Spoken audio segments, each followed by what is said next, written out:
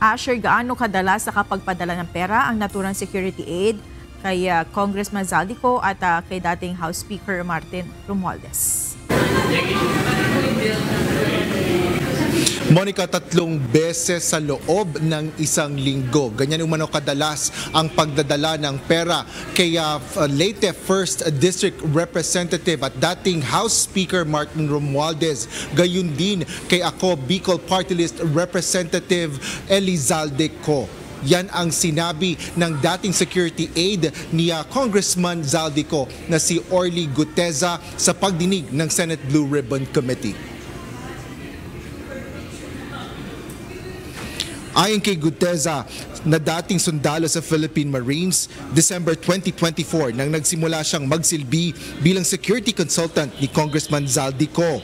Nagre-report umano siya tuwing umaga sa tirahan ng kongresista sa Horizon Residences sa Bonifacio Global City. Tuwing may duty detail ako sa basura, pumupunta kami sa 28 Ladybug Corner, Dragonfly, Valle Verde 6, Pasig City. Tagabuhat lang ako ng malita ng basura. Ang ibig sabihin ng basura ay malita na may lamang pera.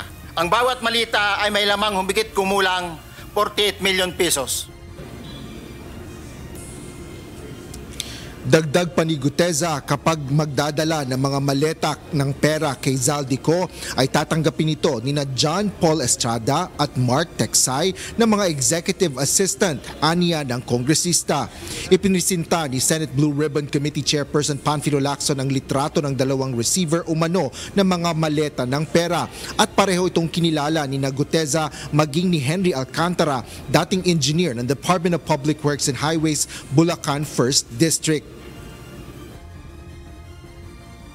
Humigit kumulang 3 beses ako mismo ang nag-deliver ng basura sa bahay ni Congressman Zaldico, sa Horizon Resident at sa mga bahay ni Speaker Romualdez sa 42 Mackenzie Street, Taguig.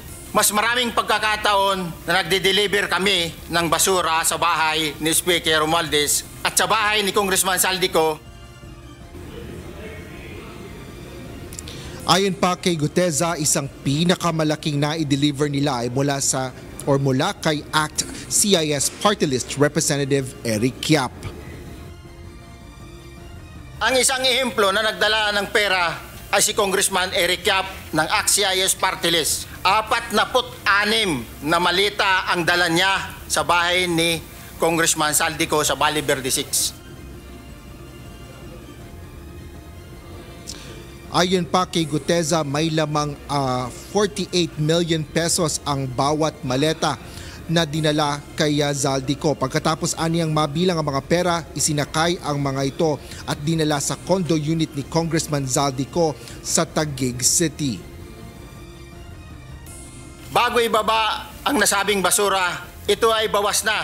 Halimbawa, nag-akyat kami ng 46 na malita. Ibababa lamang namin ay 35 malita para i-deliver sa bahay ni House Speaker Martin Romualdez sa 42 Mackinley Street, Taguig. Ang 11 malita ay naiwan sa taas ng 56th floor sa Horizon Residence.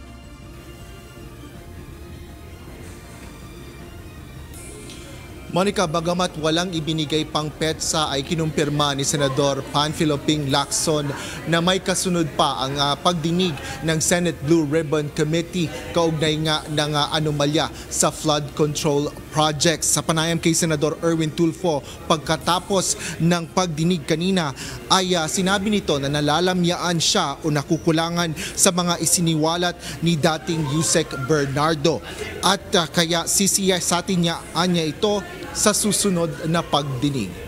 Yan ang latest dito sa Senado. Balik sa'yo, Monica. Maraming salamat, Asher Cadapan Jr.